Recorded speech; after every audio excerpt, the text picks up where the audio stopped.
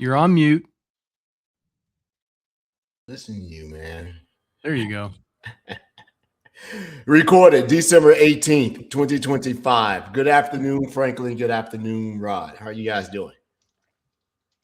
Good. Yeah, I'm doing good Just as good. well. Let's see. This is our last episode before the holiday break. I'm actually pretty excited. It's been a while since I've had. It's not really been that long since I had multiple days off in a row, but because we had Thanksgiving.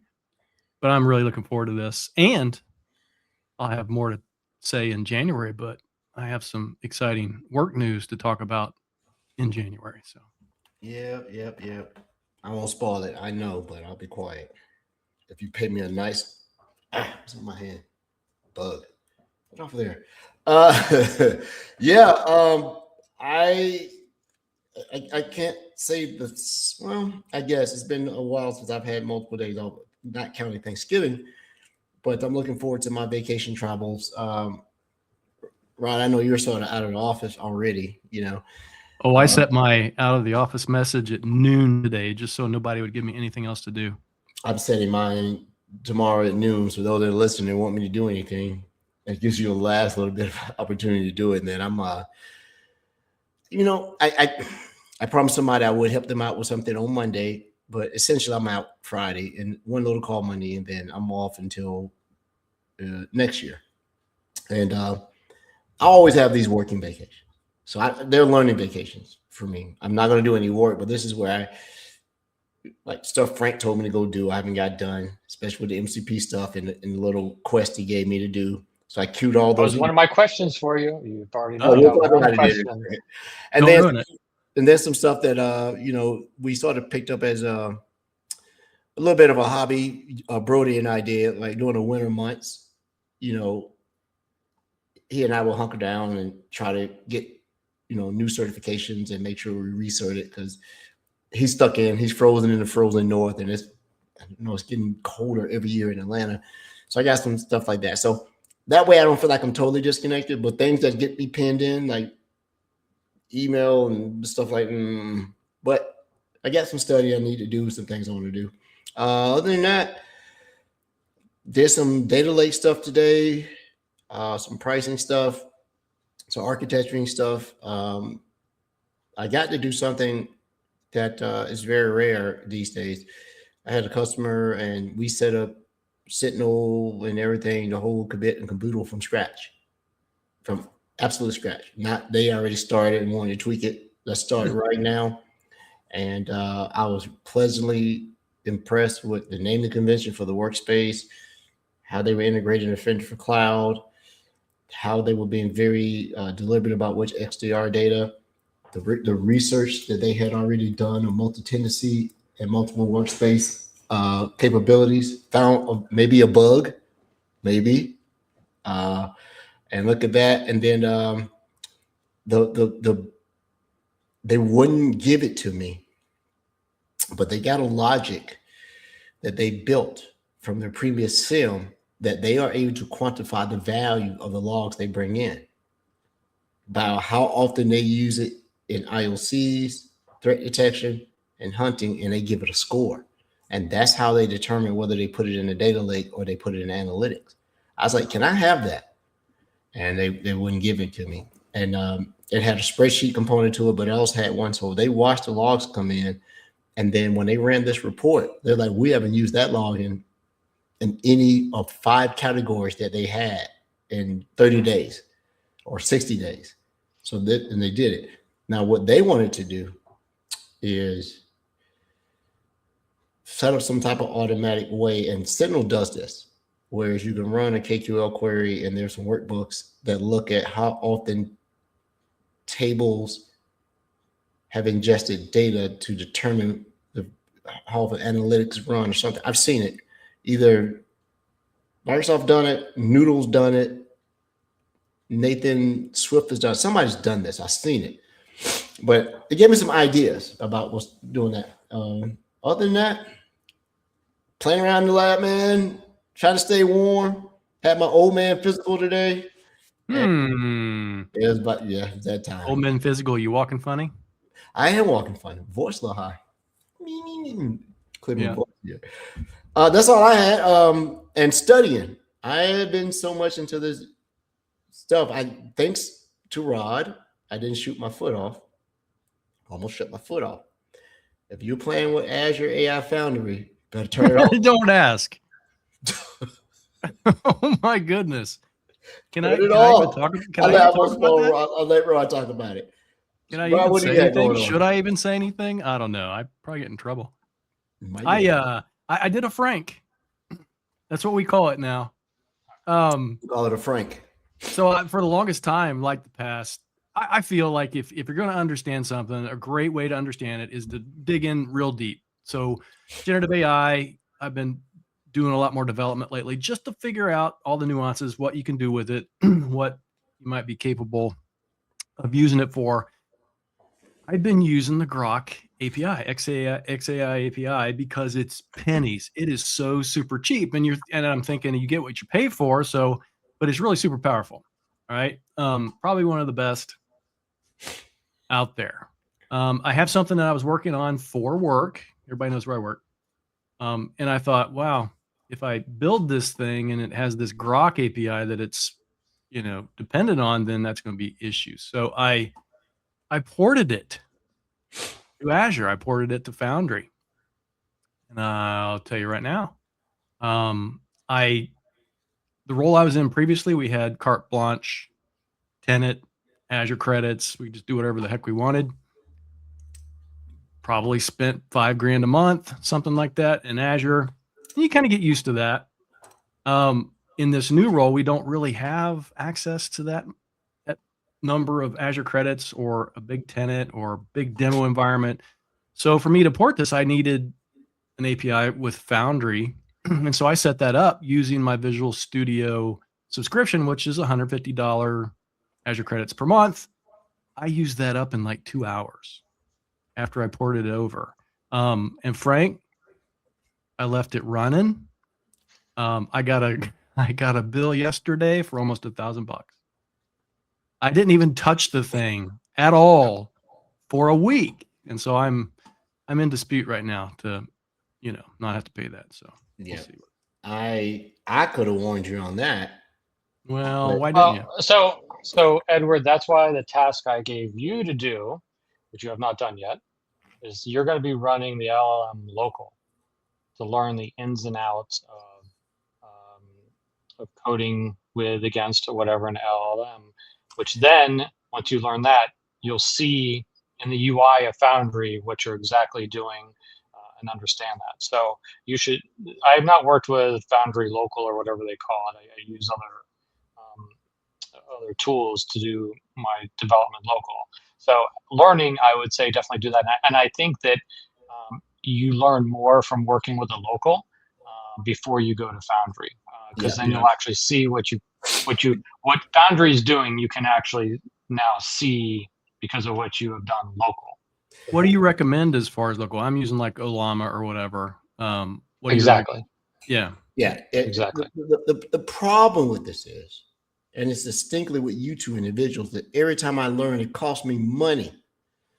And so I sit here and, I'm trying to be more diligent in saving and investing. I'll be retiring here in about 10 years. So 10 years will be on you before you know it. I just turned 57 here a month ago. So in my infinite wisdom, you can justify anything in this world. So I said, well, if I'm going to run these things local, I need a machine that can do it. Hence, $6,000 later, I have the baddest machine that Apple makes. But the thing is, I'm doing this on my Surface Laptop Studio. I don't have to stuff. I got a Surface Laptop Studio here, and I'm just saying that I'm able to do this coding. I don't testing. have enough time. You running here and you rendering and you trying to get all these LLMs. You're taking days. I'm just saying you did not have to go spend that much money on. Well, the cool part about it is that was MSRP. Ran through some channels. I didn't know that my wife knew one of the VPs over at Apple, or one of the regional VPs, and they're friends. She's friends with his husband. Can't mention his name. And he's like, "Oh yeah, I got you." And he said, "Oh, do not go into the store, brother. Don't do that."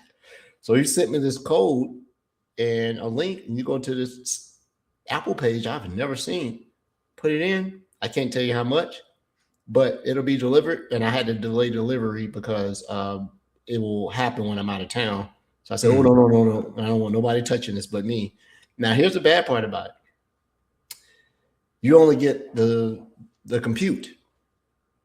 You think that compute is expensive? Go buy one of their high-end monitors.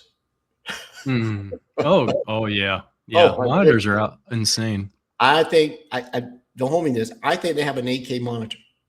That's what it looks like. So you don't need that though. I read 4K is the best we can see anyway. Yeah, best you can see. But tell me about GPU and how much memory you have for your GPU, because that's what matters for. Yeah. I don't know how that's relates to the Mac, but that's what matters for doing this sort of work. Yeah, the GPUs, and it has a gigabyte designation in it, I think. I was like, what? And I don't think it's single GPU. You had an option where you could put 2 GPUs in this thing. I didn't know that was possible. I think it makes sense that it can, because you could put multiple video cards inside of a regular PC motherboard. So I assume that you could, right? But the problem is you can't render out both of them simultaneously into a monitor that has a dual input that will merge the signal. I've only seen one monitor do that ever. So it's going to be cool to run it. I thought about buying a bunch of Mac Minis and stacking them and doing it, but because I could get those used. But we will see. The other thing is there's other ways to get cheaper GPU access to. There's places that you can go and get a virtual machine GPU that you then can do this on. That's very inexpensive compared to what you've done, and run the quote unquote locally in the VM. I'm gonna repurpose the machine. So I justified the expense. Of course, you go in. Oh, I'm learning this and that. I'm gonna not use it exclusively for that, because to be able to run those models, I do have like 3 studios. One of them has they don't have NPUs, they're GPUs, right? And so one of them has. Hey, listen, I've run into problems with this because I was doing work with VLMs and I couldn't do what I needed to do. So, fortunately, I have a kid that has a machine I can use. So now I got a question for you. Go ahead. Since you have not done the task I've given you and what you would learn from it.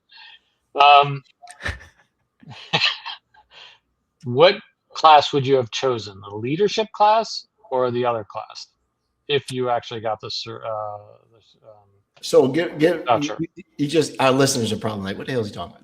Give some context about what we were talking about. No, you go ahead, because I forgot the name of the other class. So okay. So I had an opportunity to get a voucher for GIAC SANS certification, and I'm like, this is going to be my last one. They consume so much time, really, really quick. There were 2 that I was considering, because in that part of my career is when I get these certifications, are they relevant to make me better at my job? I just don't need another series of letters behind my name. I got enough. So there were 2 courses I was considering. One of them was the Certified Defensible Security Architecture course. It teaches you how to architect infrastructures that align to zero trust framework, right? And I thought that would be a good thing to do because it was agnostic. Microsoft has their zero trust framework that's mapped to a NIST framework, and it's certified. NIST is certified like Microsoft Zero Approach is one of our approach models. And then there was another certification that talked about artificial intelligence security or for executive leadership or something along those lines. Cybersecurity. No, there's the leadership one talking about developing the risk plan, the strategy for security strategy. That one. So that one was if you're an emerging CISO, deputy CISO, VP, and your job is to set the strategy for security, and talk about it from a thought leader certification. Now, one of them had a certification designation that you take the course, you finish, you get a certificate, and you've done the course, but there's no exam to take, which was the leadership one. The one for the defendable architecture, zero trust one, had a certification that gave you a SANS GIAC. I think it was a GCDA, Defensible Security Architecture Golf Delta Sierra Alpha. I said, well, I'm going to spend this huge amount of money, even though it was a voucher. I want to be able to go write the exam. I want to be able to take the exam and get another set of letters, right? So ultimately, I sat down and Frank said, well, which one are you going to do? So it was the leadership one was obviously easier. I think it may have. I don't think it had a test. And the other one was this: you got to go sit down to, Prometric of view and take the exam. So ultimately, I chose the zero trust one. I said, I'm going to do this because this is transferable to be able to come out, because I had no aspirations of being a CISO or CIO or something like that. Or those are the people you're selling to. The people I'm selling to, right? I can have that conversation without having that course. I think because of what my role is, it's better for me to be able to sell a thing, or a idea that it's in the buzzwords, which is, hey, I want to align not only our regulatory thing around this, CFI, HIPAA, whatever else, because zero trust can sit at the top of any framework. I don't think it's something that you map to. I think it's something that you use to help enhance whatever the other ones that you are obligated to do. There is no requirement for zero trust. That is a architectural design designation state. But when someone says you have to be PCI, HIPAA, GDPR, GLP, SOX, those things have it, and these things can give you ideas, because zero trust will allow you to be able to map it to products, whether it be Microsoft or something else. So I thought this one would be better for me to do. So I was going to go that route. Unfortunately, the voucher had expired. All right, so I like to hear some feedback from the audience at some point, whether or not taking the leadership, the CISO, would be better than taking the tech certification, which you already know all the tech stuff anyways, right? Which one would be better? I don't. Rod, what is your vote? When he already knows this, when he already knows the tech behind this, he already knows this. Which one would be better? Yeah. Oh, asking Edward or Edward for Edward. I'm still thinking in my head that what would be the benefit for either one? What am I going to go for that role? I don't know. I don't like junk certifications. If it's not going to improve my standing, you already know the tech side from I definitely take the management side, but again, what's that going to get me in the long run, to be honest? Well, I had an interesting conversation with two CISOs this week, and one of them was sort of like a mentorship one. Hey, Ed, where are you going with this, right? And the other was like, unless you get into the creation of stuff, eventually your tech stuff sort of, you know what? There is no right answer. What I love about what we do for a living, and we'll get to our guests, is that in this realm of technology and cybersecurity, within reason, you can sort of map yourself, right? I am very much still technically savvy. I'm not at the highest level like when we started this podcast 5 years ago, because I've been geared toward the pre-sales and sometimes post-sales, right? But my role requires that I still have a Microsoft race still level of technical proficiency from level 100 to 500. Literally, there is a mandate that you have to be 500 in Microsoft for certain things. I am 300 across most of the products I support, and I'm 400 on maybe one or two. 500 is what I define it, and I actually wrote a paper on it. You can't be 500 without having an in-depth knowledge of 300 across a competing product. So you can't say I'm a master at this without knowing somebody else's product that does the same thing at least a 300 level. I'll share that paper with you guys. I wrote it and sent it to my manager. He loved it. I'm like, yeah, you can't sit here and say, well, I'm of level 500 at Microsoft. Well, you only know Microsoft products. You need to know somebody else's competing product. Like, I'm CrowdStrike certified. Went through it last year. I'm Cribble certified. I have numerous certifications that I go through, right? Because you can't understand it until you see somebody else's position on it, right? Yeah. And and if you're going to learn it, learn your biggest competitor. So I sat through their course. Yeah, I sat through their course and went through their stuff. I'm like, well, that's different, and so that was that. So I chose the one, and that wasn't that. And Frank, let me ask this question before we get to our guest. Which one did you think I was going to choose? Before we get to our guest, I have one more thing to say, but I thought for sure you would take the technical certification. I didn't think you would take the CISO certification. Yeah, Ah. but I'm already. You know why? Because I think you are more comfortable in that area, and this would have been out of your comfort zone and dealing with what was going on there. I am much more comfortable in the world of tech than I am in the world of management, right? So that's why if I was in your shoes and I was like, hey, the company's paying for it and they want to see results, I probably would have chosen the tech. And I get it. You're right. I'm actually CISO certified through the EC Council, so I went and got their CISO certification. So All right, so yeah. So let me just say this because we got to bring in our guest. So last week before, whatever, I was in the job task analysis for SC200. There is now a blueprint out there with the changes that they're looking at making at the what's going to be tested. I think you guys can put that link out there so everybody can go out and select what they think is most important to actually be tested on the exam. So it's called blueprinting. It goes out to the public. There's some big changes in there. It's actually fascinating going through that process, thinking, okay, Borg XDR, everything's being assimilated into one place, and how that changes the certification.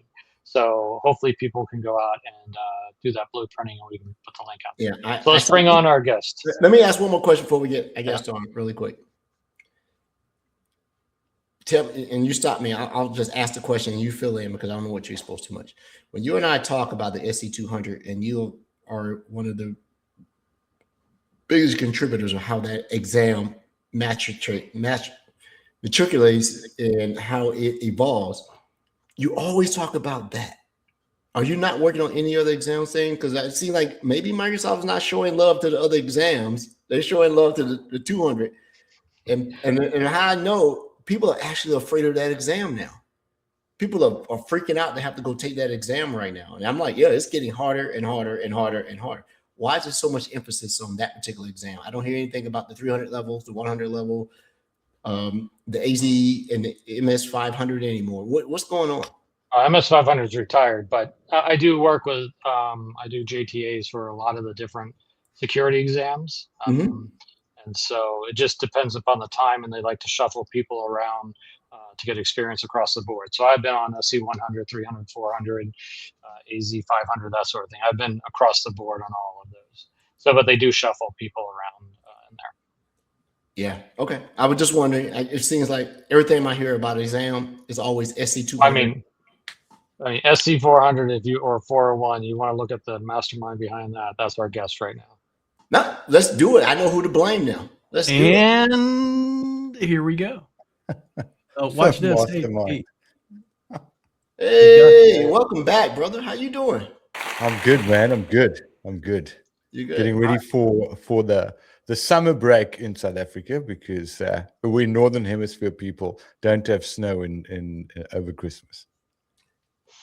You don't have snow in your particular region, but doesn't it snow like that way in like Morocco and everything up in the mountains? Yeah, but that Morocco is sort of on the far other end of the African continent, right? It's like the furthest north you can go. We are on the southern tip of Africa. I've been to both places. I spent time in Cape Town, Durban, and as well as Johannesburg. And then my wife and I, early in the year, we drove from Marrakesh to Casablanca and stopped at all the other places for like 10 days. And we were driving them through the mountains and everything. Beautiful country. I mean, Alistair, so the reason why we're having you back so soon, once you start talking, introduce who you are, because you do a better job than I will. But the reason why we're having you back on so soon is that you, to our audience, pointed out, hey, look, all of these agents out there, how are you going to manage them? They have these NHI, non-human intelligence, no identities, non-human identities out there, and how are we going to manage that? And that was looking to be a big problem. And so then Microsoft at Ignite announced this whole Agent 365 with multiple personas. for where you can get that information. So I said, hey, Alistair, come back on. Tell us about how this solves the problems that you were seeing and how to manage it and so on. But please introduce yourself first. So if anybody's new here, they can find out who you are. Alistair Pugin. I've spent a lot of time with Frank on these certifications. I'm an enterprise architect in sunny South Africa, and I'm a security and Microsoft 365 MVP. You say we have to have him leave. Was... MVP, he's out of here. Take him off the show. We can't have MVPs on here. But he said spent time. He stopped. He hesitated there for a minute. I spent time with Frank. I was trying to calculate, like, do I have scars? And I do. But Frank's got easier over time, right? Yeah. I got him so bad once in one of the meetings. He just sat there. I said something about him, and he just sat there for 5 minutes shaking his head like, I'm going to get him. I'm going to get him. Hopefully you remember what that was, Alistair. Something about you being in a band. Good Lord. Yes. All right. So tell us about Agent 365 and how this solves the NHI and HI problem. Yeah. So, I spend a lot of time talking to customers about, zero trust and what zero trust looks like. And, Mark Simos, the MCRA, and that's sort of our North Star and our Bible and all of these things, right? But the conversation's always been about, when we looked at that zero trust model, the 6 pillars, identities are usually on the top left-hand corner. Most people don't look at non-human identities, right? We always consider identity as it's a human logging in. And when we look at attack vectors or go read MITRE or, pick a flavor, what's being compromised today is identities, right? That's what gets compromised. If someone's going to hack a firewall, great. But for the most part, the attack vector is the identity. And when we look at the architecture behind agents that live inside of the Microsoft ecosystem, it doesn't matter if you're going to go build stuff in Foundry or you're going to build stuff using Copilot Studio or the front end. There's an app registration and there's identity associated with that. And for the first time, we actually started focusing on NHIs, non-human identities that live rent-free inside of Entra, right? And a good friend of mine, Nicholas Blank, we've been doing stuff around, sort of identity security posture management and what that actually looks like. And now there's been a heavy focus on non-human identities, specifically around how these agents get spun up in your environment. And yes, Microsoft made the announcement where they've split the agent component of Copilot. So if you go into the M365 Admin Center, you've now got a separate tab called Agents, and they're giving you better functionality around managing these agents, because before it just lived there. And I'm talking about the out-of-the-box agents, as well as the agents that you would create, because everyone with an M365 Copilot license has the ability to create an agent. They call it Copilot Studio Lite, and people that Copilot Studio Lite agents, and then people that go into Copilot Studio, they get the Copilot Studio full agent experience, right? Where you can do the MCP stuff and a whole bunch of other things. So when you look at large organizations that have rolled out either the concept of agents or M365 Copilot to users, and they haven't done any restrictions, people are clicking create an agent, you've got the app builder agent and all of those things. So being able to monitor agent sprawl, right? Because that's the big one. Microsoft has now introduced the concept of being able to monitor what's happening just on agents. So agents that you can procure from the agent store, very much in the same way that you could buy apps from the team store, same. How agents actually get deployed inside of your organization. And you'll see that not only with agents that you build, but also agents that Microsoft is started rolling out, all the frontier stuff. You now have the ability to manage how these agents land on a user's desktop. So you can actually select all these new frontier agents. You can not deploy them, or you can deploy them and you can select a bunch of users that would get it. So it's not here's an agent and it's switched on for everyone. So Microsoft has gone, quite far down the rabbit hole to ensure that there's some semblance of management when it comes to agents.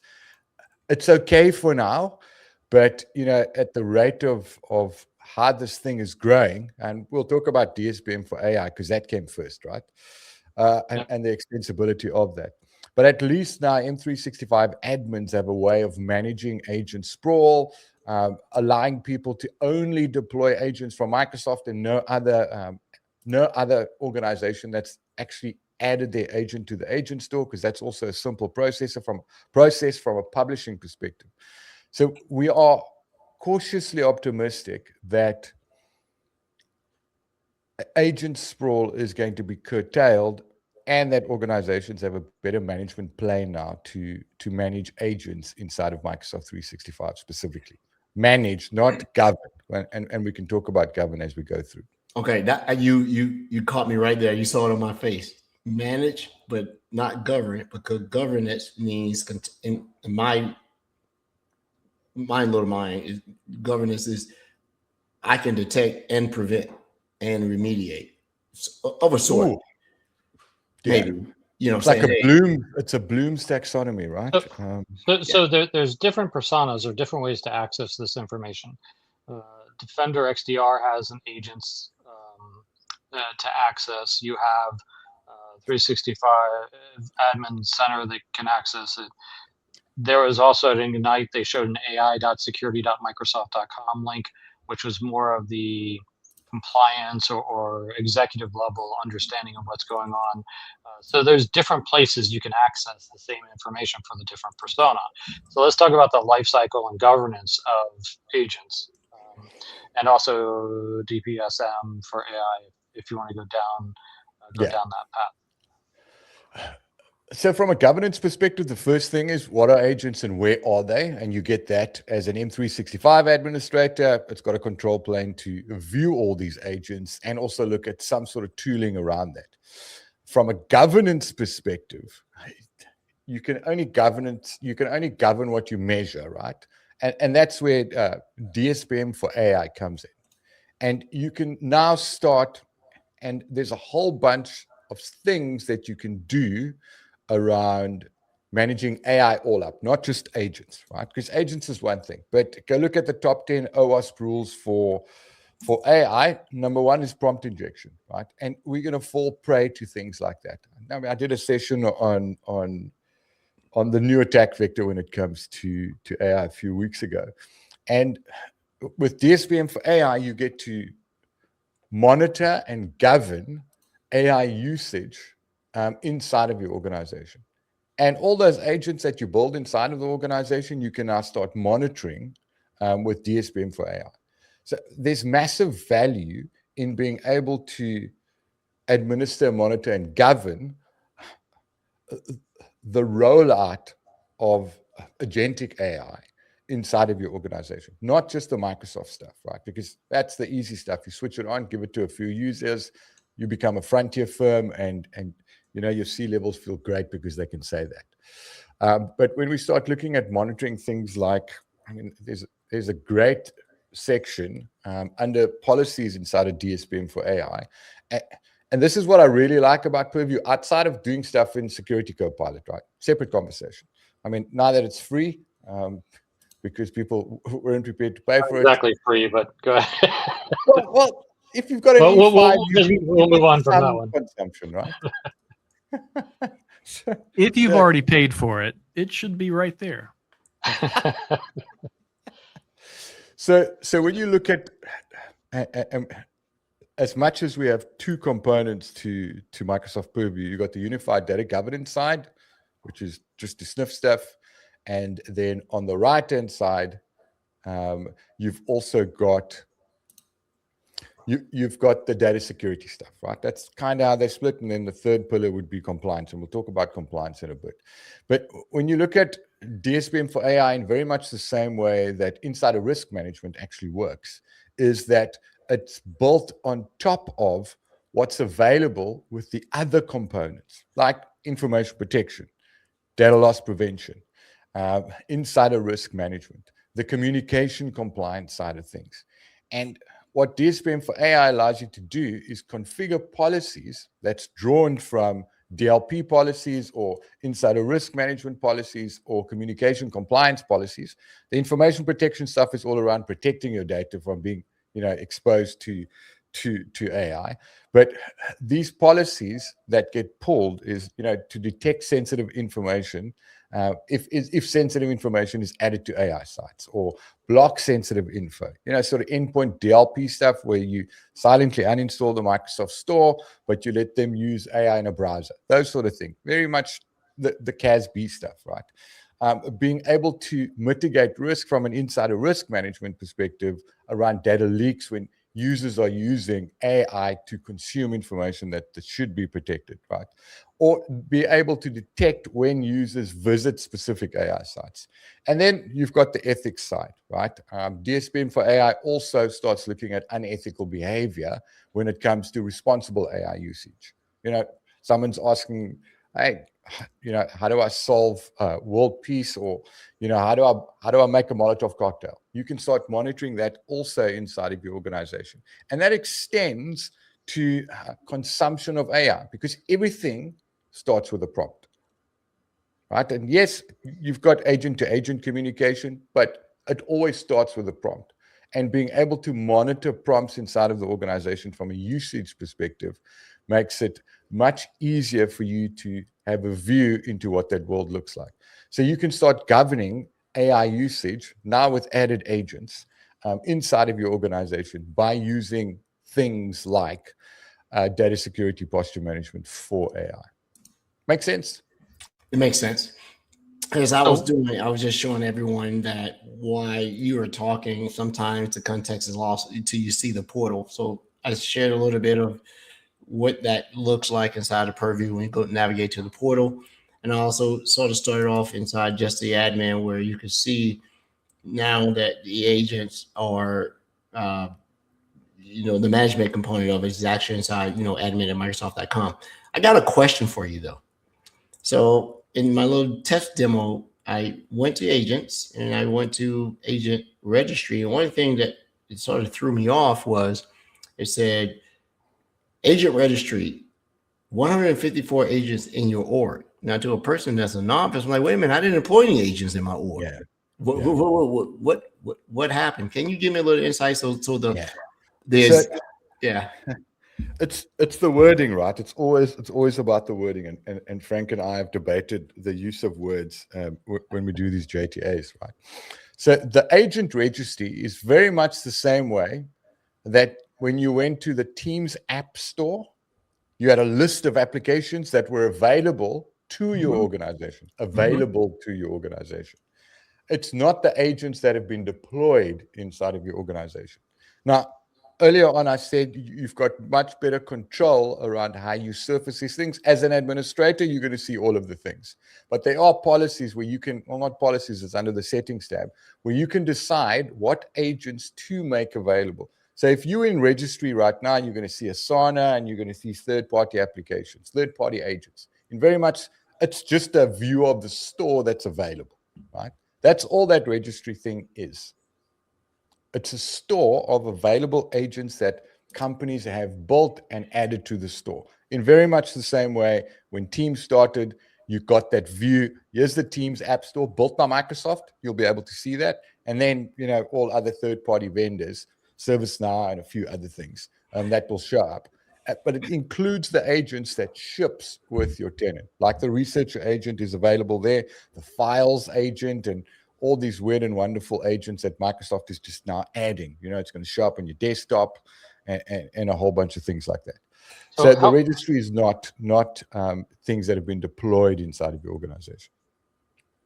How can I control this with Entra, and what's displayed in Entra? There's conditional access. Do you configure any permissions in there? So how does Entra play into this? Well, agents, not the third-party stuff. When you build an agent, that agent, the third-party stuff as well, the only way they can communicate with the rest of your tenant is through Graph, right? So you can do stuff around how from an agent, I'll use an agent to agent, right? Or from a conditional access perspective, you can start blocking agent communication based on in very much the same way that you've done it before. Location, application, you can start using conditional access policies to protect identities, human and non-human identities, or prohibit human and non-human identities from accessing agents inside of your environment in very much the same way that you are. It's just another application, right? So you've got that filtering as well now inside of Entra when you start looking at conditional access policies for agent consumption from a user perspective, because you still have a user. Extending that into non-human identities, when you start looking at agent-to-agent communication, if a nefarious character or a threat actor got in and took ownership of that agent because there's an identity associated with it, service principal, managed identity, it doesn't matter, and through some form of privilege escalation or there's no owner for that, they've got ownership rights to that agent, they can now get the agent to communicate with the other agent or perform functions. You can start monitoring that.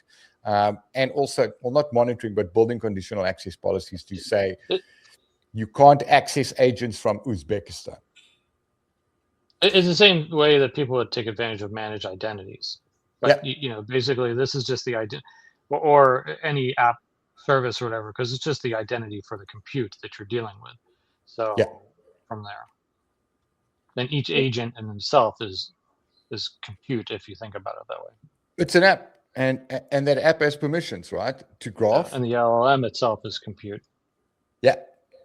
And then depending on where your language model lives, I mean, if you're running stuff locally, different story. But if you're authoring against it, fine. But if you're putting stuff inside Foundry or in very much the same way that, and this extends to the app builder agent as well, because that app reg doesn't live in Entra. It actually goes over to the Dataverse ecosystem where it actually gets deployed there. And that freaks me out because there's no management of that inside of Power Platform Admin Center. There's no management. So people should pay attention to Entra. Yep.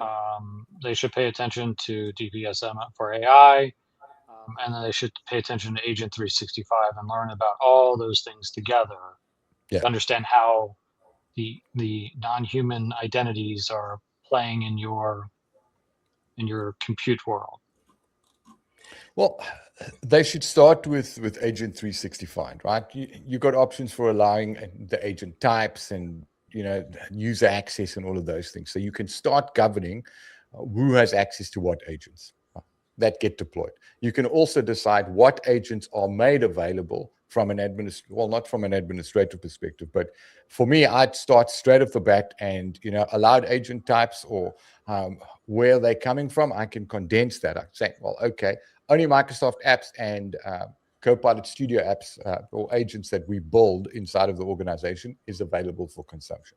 And then I can even shape that and say, I've got an agent group with 10 users in, and only they will see it, even if the other users have an M365 Copilot license. And the other thing to consider, if you are not rolling out M365 Copilot, but you want to roll out agents, you can buy a messaging pack, a capacity license, or you can go into pay-as-you-go. And then anyone with a Copilot Studio license can build an agent. And you can have that deployed to users who don't have the full M365 Copilot license, and you can still manage that as well. So I would start there and then look at the governance side around how you're going to monitor these things and interactions with it, DSPM for AI, and then also understand that every agent you deploy has an identity attached to it. Well, it's an app that's going to live in Entra, and that app is going to have, the identity is going to have permissions to graph, because if you connect it to SharePoint or any other resource inside of your tenant, you're going to have to grant it permission, sites.read.all. If I'm building an agent to go scrape things out of SharePoint, I'm going to need that. It's the same with Teams. If you have some weird and wonderful device agent or you're connecting an MCP graph, you're going to have to grant these permissions from an admin consent perspective to that application. And this is the scary part, right? If you don't have an approval process for deploying applications inside of Entra, if you don't have that, and you've got 1,000 M365 Copilot licenses, do you even know how many agents you have? Because people click buttons. and they go, oh, this is cool. I read this. I watched the video. I'm going to go build. I want to build a website. I want to build a page with App Builder. And that shit just starts showing up in your tenant. And as an identity and access management professional, you start shitting the bed, literally, because yesterday it was fine. And 3 weeks from now, you've got 200 agents living inside of your environment and you have no idea what they are. Yeah. Where does Defender for Cloud Apps play into all this? Because I know they've just recently added all the agents, or at least the ones that we know about potentially in there as well. Is that part of this scope, or is that just that's for the shadow AI world? So yes, that does play a role into it. You know, we're calling it an agent, but it's just an app. It is, yeah. Right. And in very much the same way that we'd use Defender for Cloud Apps to sniff, monitor, identify an application, right? And we're going to do the same thing when it comes to sniffing, monitoring, and identifying. Not in the same way that you do it inside a DSPM for AI, from a reporting perspective, to drill down and go look at this person asked for medical advice because they want to leave the organization in a prompt, right? But from an application perspective, we can start monitoring that sort of usage. So who's got Harvey AI or Gilo deployed? And I mean, Gilo you can deploy inside a Foundry. It runs on top of Foundry inside of your organization. And who's consuming those third-party apps as well, not just the stuff that lives inside of the agent store. Because the extensibility is not just inside of the agent store or in the agent, what are they calling it? Agent 365 thing. Yeah, but we are back to talking about different consoles and different tools to use for the different things versus some kind of consolidated tool somewhere where we can look at Agent 365 and Org XDR for you. The security people. XDR, I'd be able to look at it. And well, I'm looking at XDR, and the Purview stuff's still not in there. DSPM's not in there. Cloud Apps is cloud. Agents are in there. Your Agent 365's in there. Is it? Is it? I'm looking. Look under assets. AI agents. Oh my goodness. Right. Look at that. And it's split out into Copilot Studio, where if it was created in Copilot Studio versus if it was created in Foundry. Remember, there's different personas for accessing Agent 365 information. You're in the security persona right now. There's the Entra ID person. There's the 365 admin person. So. Yeah, it says that this feature in AI agents is, it gives you two different, pivot points: Microsoft Foundry and Copilot Studio. So right now it's very much saying that we understand any agents that were created with these two creation points here. The thing that sort of makes me scratch my head, I'll read the little banner. It says, this feature is currently in preview and included with your Microsoft Defender CSPM and the Microsoft Defender for Cloud Apps. Licenses at no extra cost. Licensing requires a may change so-and-so. So my thing is this mostly discovery? And I wonder what the discovery mechanism is. From an MCAS or MCDA perspective, I get it, but I'm trying to understand, why did they put it here?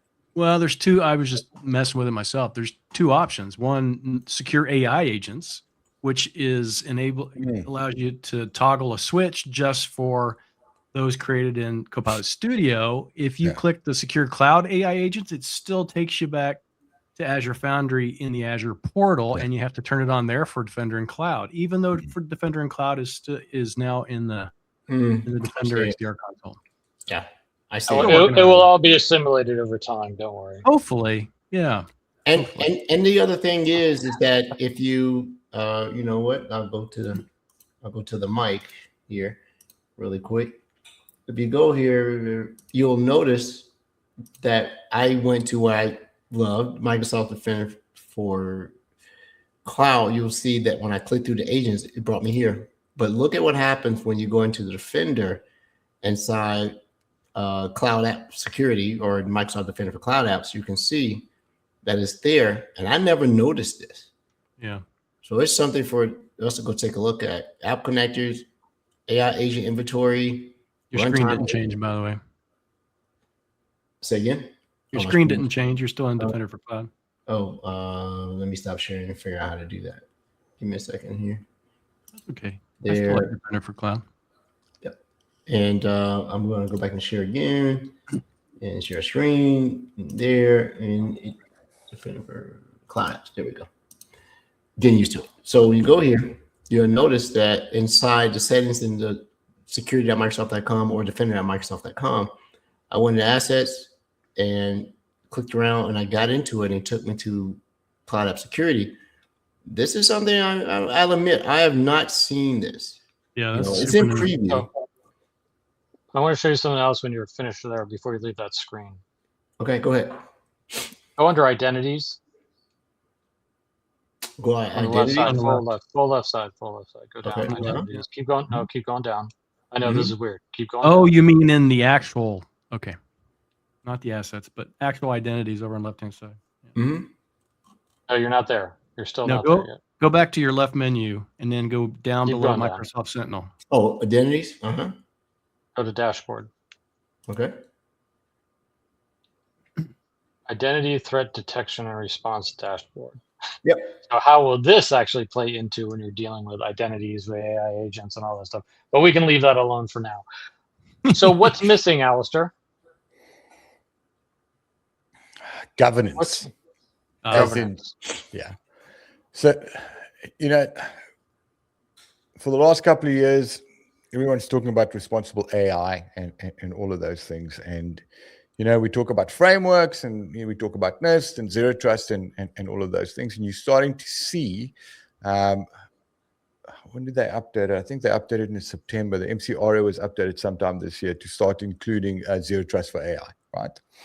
But at the same time, you've got industry regulations that are also now starting to filter through to Compliance Manager. You've got the NIST AI risk management framework that's now available. You've got some ISO stuff, and then you've got the EU AI Act as well. So for organizations that want AI, but they don't understand how to govern it from a standards perspective. I mean, we talk to customers about Zero Trust, how to roll out Zero Trust, what it means, assume breach, verify explicitly, least privilege, right? 3 tenets. And then we talk about, we've got a program that will take them on a journey over a 12, 18-month period to roll out Zero Trust and, subscribe to whatever legislative, regulative, or fiduciary requirements they may or may not have. Right? And in very much the same way, Compliance Manager will give you the ability to not start from nothing, but it's a premium template, so you're going to have to pay for it, or you're going to have to buy it. But if you want to, in the same way that you've approached Zero Trust or NIST, you can now do the same thing when it comes to AI. Run the assessment through your environment. Red means bad. Look at the remediations or the improvement actions that's going to come through on the dashboard. All right, let's slow down here, Alistair, because some people might not know about this. You're talking about Purview. There's also one in Defender for Cloud for dealing with compliance and aligning with different regulations. So let's take us back to step one. What are you talking about? Is this in Purview? Where do you go? I don't understand what you're talking about. Just make that assumption, okay? You're a little bit too far ahead of people that don't live in Purview every day. So originally, Microsoft, and you can still get to it, was the Service Trust Portal, right? Any public cloud provider needs to be compliant in or adheres to specific industry standards like ISO 27001 or 45001 or the GDPR. I mean, that started in 2018. And because Microsoft is a cloud provider, we have the concept of what we call a shared responsibility model. Pizza. You're way far back. Let's just talk about the Purview product and what it provides. You're way too. You know how many times I sit there? Whenever I hear the shared responsibility stuff, I'm just like, whenever I'm in any sort of presentation, I'm just like, no, because I've heard that a million times. So let's go to Purview and talk about where this is at in Purview. So Purview's got this cool feature called Compliance Manager. And if you need to subscribe to an industry certification, you can actually head over to Compliance Manager and you can click on the assessments tab or the regulations tab, and it will give you, I think there's about 300-400 standards that Microsoft believes they are compliant in, right? And what this allows you to do is we'll show you a set of controls that's mapped to the industry standard, like ISO 27001. It's got various actions that's associated with it. It will show you what Microsoft conforms to and what you as an organization need to conform to. And this is specific to what you're doing with Microsoft 365. Yes. Specific to Microsoft 365. And so when it comes to Azure, you go to Defender for Cloud for the same sort of thing, and then select the plans that you're working with. It's similar, yes. I mean, there's stuff like there's a data protection baseline and a few other things, but in the Defender for Cloud side, Microsoft's actually got like a baseline. Well, they got a baseline that's free, but then if you pay for the advanced plan, you can actually go choose the other plans like you do on the premium stuff with inside. Purview. So again, like Ed was saying earlier on, where do I go to, and we've debated this around, a content search, the content search, or audit's an audit, right?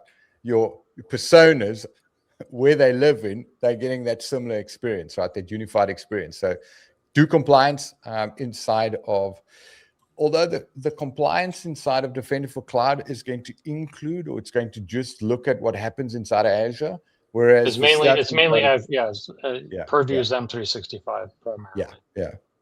But you don't have to start from nothing and try to come up with these things by your own. Just go run the NIST AI Risk Management Framework assessment. Got to buy the tool. Well, you got to buy the assessment template for that, and run that through your organization, because you don't start from scratch. You're now at 27% complete instead of 0% complete. Yeah, one thing that I want to ask you about really quick is that, as with all things, we used to beat up on developers because they had godlike rights, because it was easy just to give it to them for them to do their job, and they weren't checking things in. And what's wrong with that? Well, here we go. But here's the thing that I'm looking at. Everything seems agent creation, deployment, use. It seems so individually tasked, meaning I have yet to hear about automation of agent deployment in the way that we deploy traditional compute resources, where we start using all these things: goal policy, bicep, ARM. You had to go through this to be able to create it so that you had a standard. It seems now that when this age of agentic, use case models, that everybody's creating everything one-off. Like, where is the model that automatically says every agent ever created will get these set of standards regardless of what that agent does, and then everything else will be considered an exception? Because right now, to me, it seems like every agent is an exception to the rules that are set for traditional identities that are attached to biological units. Pinch my skin, I live, I get an agent, I get an ID. But and now it just seems like you create an agent, and it's an episode. It's the movie Catch Me As You Can, right? And how is secure agent lifecycle development occurring? And we probably need to trademark that. That's a much bigger topic, and also I don't think we can. Yeah, we can't get it in because you have to start looking at the fact that most users now can say, create me an agent to do X, Y, Z, and it's created for them. That's something you could not do. You know what I would do? Code. You know what I would do? And this is a business model. Frank, write it down. We'll start a business. One of the things that drove Security Copilot crazy was the concept of SCUs, which are essentially token credits versus time versus task, effort, and the expenditure. What you should do is create agent tokens for creation. So every user in there gets a certain amount of tokens to create an agent, meaning that you get one token to create an agent, and that's it. And once that's done, you can't create another, right? Because otherwise, how many orphan agents are you going to have soon? Oh, that didn't work. We've been dealing with this with SharePoint sites, with apps, so this is a known entity. It's just another. You need an agent to clean up your agents. You need an agent to clean up your agent, and you probably need to go there and make agents justify their existence and be able to see it, right? I think as that's this the first matures, agent you create. I mean, Microsoft has started off with the first thing of being able to monitor and move forward. So I think there's a lot of experience that they can bring to the table to mature this entire overall process. And I think Microsoft is probably drinking the Kool-Aid. I work here. I think they're the best suited entity to be able to come up with the concept of prevent this agent sprawl, because short of Google, nobody else has an operational or consumer landscape like Microsoft on the OS, on the email, on the collaboration tools. You're one of these. But as they say, follow the incentive. You'll see where the money is, or whatever they say. The incentive is not to be a obstructor, because a lot of innovation is because of lack of regulation. You can coin that phrase. A lot of innovation is because of lack of regulation, and that can go either way. So I'm interested in seeing what they do with ai.security.microsoft.com. I can't get to that, so I can't get to it either. I thought it was just me. Rod, can you get to it? Yeah, I was doing the same thing, and I couldn't get there. Nope, I can get there. It's behind the Microsoft paywall right now, so it's still in internal, but I know how to get to it. Access denied at this moment. So it would be interesting to see where they go with that, with that executive level compliance governance going on there. To get access. All right, do you guys have any other questions for Alistair here? And if not, then let's find out where people can find him. So we're at the time. So Alistair, a couple things. How can people find you? How can people go to all the things that you share, all your infinite wisdom is?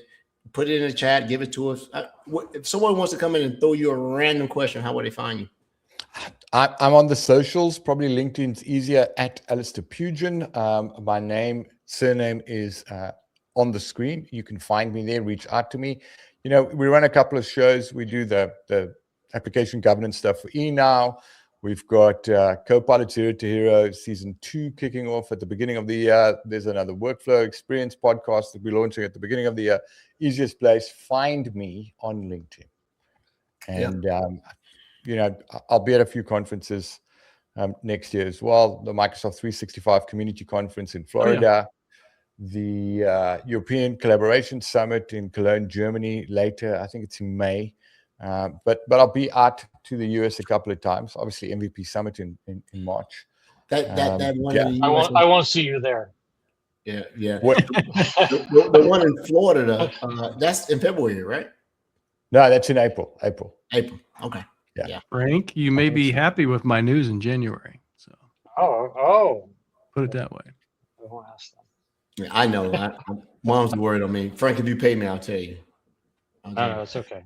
It's all right. So I'm looking forward to having you back on the show. And whenever you have anything you want to talk about that you're not talking about on your other shows, please let us know. You don't have to wait for the invite, so just come on here. And some days you may show up and we don't. That's fine too. Like, yeah, we'll do that.